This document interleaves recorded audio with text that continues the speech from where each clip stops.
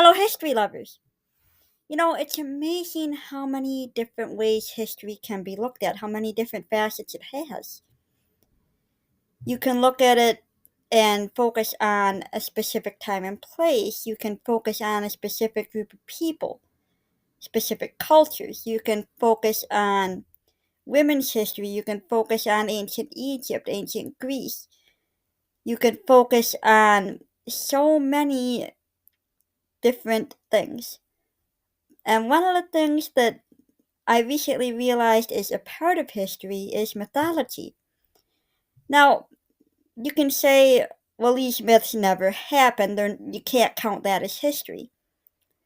And I feel that that can be seen a different way. There are some myths that actually did happen in history, and there was a different spin put on them afterward, making them mythological. For example, the story of the Trojan War. There's also myths that, while they might not have happened specifically with the details that the myths show them as, for example, with one deity or another having an influence, with them happening to one specific individual or not, those might or might not be real, but there's always a kernel of truth in them that lets us see the mindset of the people who wrote these stories. One myth that I've been very fascinated by is the story of Medusa. Medusa's been shown a number of different ways, and I'm going to talk about her original myth shortly. But be warned, I'm going to be talking about some traumatic stuff in this video, namely SA and men forcing themselves on women. So, warning for traumatic topics, and I'm also going to be discussing a wonderful book that I've read recently called I, Medusa by Ayana Gray. And if you are intending to read that and don't want spoilers, spoiler warning for that, and also trauma warning for that, because that book deals exactly with what I'm talking about in this video. But let's step back a bit and look at how Medusa's been shown in different cultures and different media. Now, if you have just a brief, very skimming the surface knowledge of Greek mythology, you'll probably know Medusa as the woman with snakes for hair who turns everyone she looks at into stone. Now, if you know a more in-depth version of her story, you'll know that she was a priestess of Athena, and Poseidon came along, forced himself on her, and instead of getting justice, she was blamed for what happened to her and cursed by Athena to have the snakes and the gaze to turn people to stone. This says a lot about the mindset of the ancient Greeks. I mean, we today look at that story and say, what the hell was wrong with them blaming Medusa when she was the one hurt? And yet, in this video, I'm going to ponder, has a lot really changed? We could look at a story and see that. But the lessons for this story are lessons that some people still need to learn. Now, let's take a look at how Medusa's been portrayed in different media throughout more recent years. Of course, her story's been known since ancient Greece. But it's been shown in more kid-friendly terms, and if you read original myths, these are not bedtime stories you're going to tell your kids. But one example, and the first example I ever encountered that showed Medusa in a positive light, was in Hercules the Animated Series, where she's shown as having always been the way she is, and wanting to make friends, but she can't because of the way she looks, everybody judges her, and because she can't help turning people to stone. That's the way she's shown in this version, and even though you're not going to find a kid friendly version true to the myth. I give this version credit for showing Medusa in a positive light. Look, if I wanted you stone, you'd be stone. Well, what am I supposed to think? I don't even know who you are. Funny. I was just thinking the same thing about you. More recently, we've had the Percy Jackson series. And while this version doesn't show Medusa in a positive light, it does at least show that she was wronged, and without going into detail, because again, this is a series aimed at younger readers or viewers if you're going by the movie or the recent television series, we do see that Athena was that Athena cursed Medusa and that Medusa was wronged. But that all changed because of your mother, the woman who cursed me, who turned me. Don't look into this.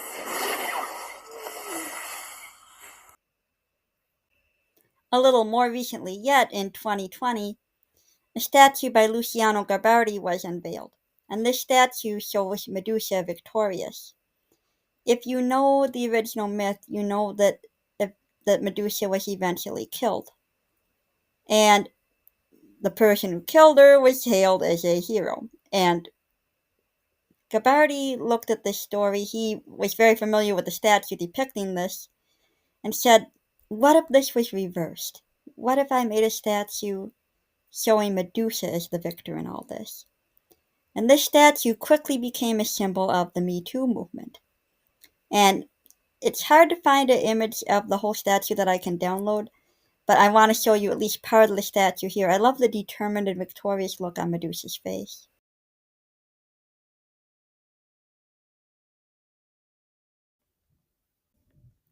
With the Me Too movement, Medusa's story is coming more and more into focus again. And I recently read a book called I, Medusa by Ariana Gray. And if you want to read this book, I will say it is extremely traumatizing. This book won't just break your heart. It will shatter it into little pieces and then jump up and down on it while you're in a corner rolled up into a ball sobbing. And yet, it's one of the most empowering stories that I've ever read.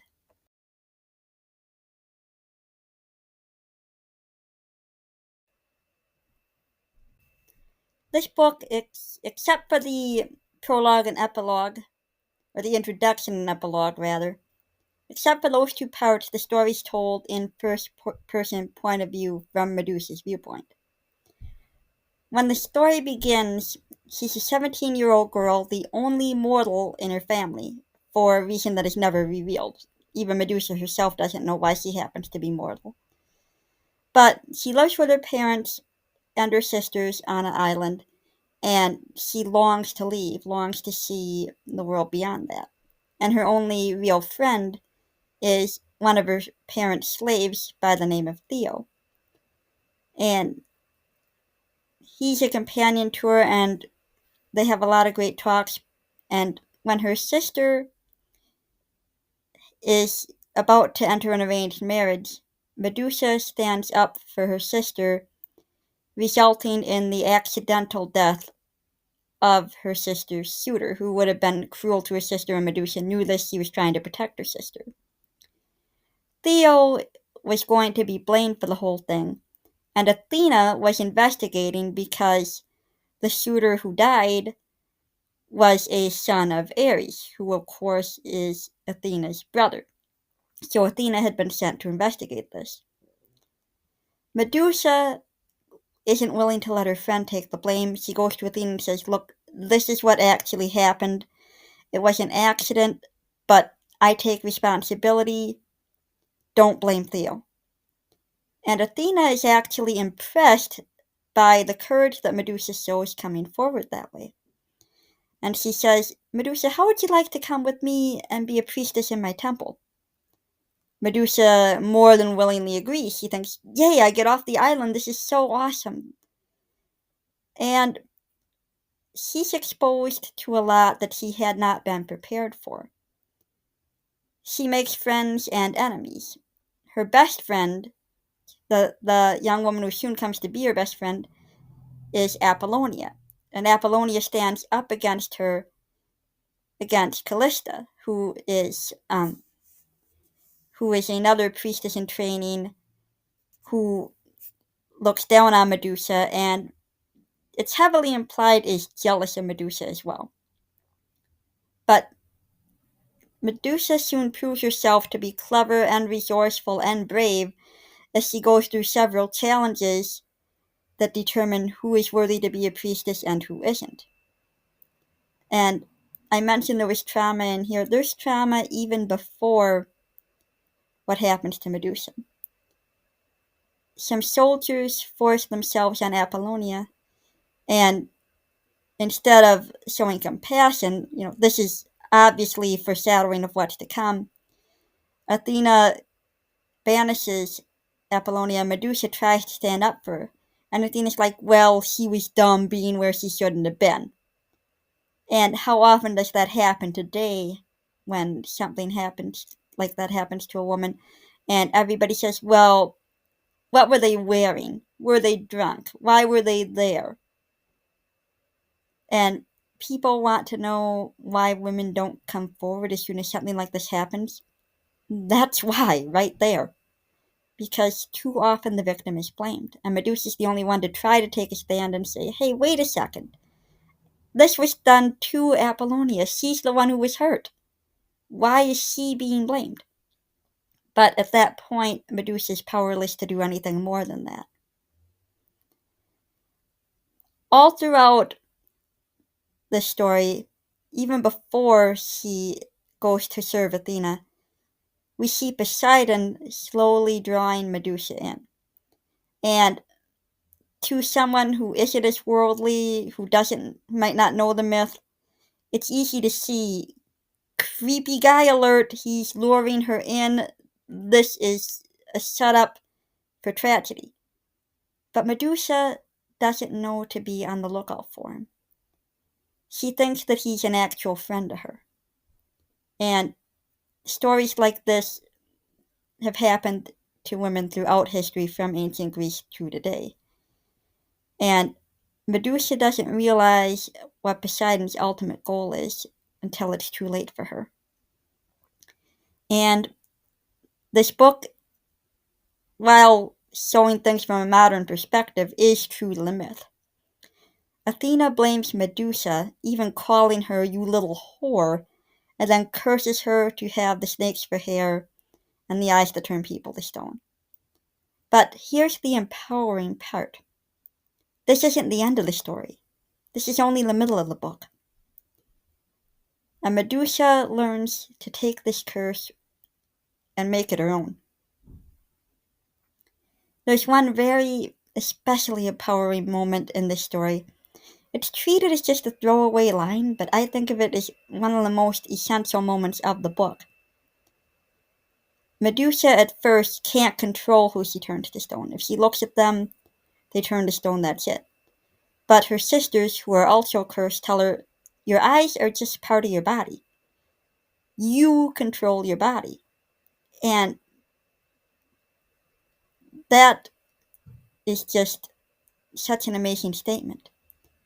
Medusa has been violated in the extreme. But Poseidon doesn't control her body. Athena doesn't control her body. Only Medusa controls Medusa's body. And after that, she's never anyone's tool, never used by anyone ever again. I want to share the end of this book. Almost the end. It's before the epilogue. But there's a statement here that I think sums things up very beautifully. Athena tries to use Medusa yet again, saying, hey, you could use your curse and work for me, turning people I don't like into stone. And Medusa's like, yeah, no, I'm not going to be used by you anymore. I am done with that. And she quotes Athena here, where Athena had told her, all your life you have looked for purpose. I could give you new purpose. There was a time when I might have believed that. The idea that someone else can give you purpose. I'm grateful now to know the truth, that the only person who can give me purpose is myself. As the world fades, I find myself wondering if perhaps purpose is not a single thing one finds, but rather a thing one finds over and over again. I'm only 18, but I've already had so many purposes. I have been a mortal girl whose purpose was to marry well. I have been a priestess whose purpose was to serve. I have been a monster whose purpose was to avenge. I find that I'm excited to learn what my next purpose will be, and that is enough. Medusa's story is a myth, and yet it's real for too many people. Obviously, a woman who has this happen to her today isn't going to end up with snakes for hair, isn't going to end up turning people she looks at to stone. But she's left with the lasting trauma from that. And in ancient Greece, anybody who said, wait a second, let's not blame Medusa here, they would have been laughed out of town. And yet, how many times today have women tried to come forward and say, this happened to me, and they're either blamed or called liars?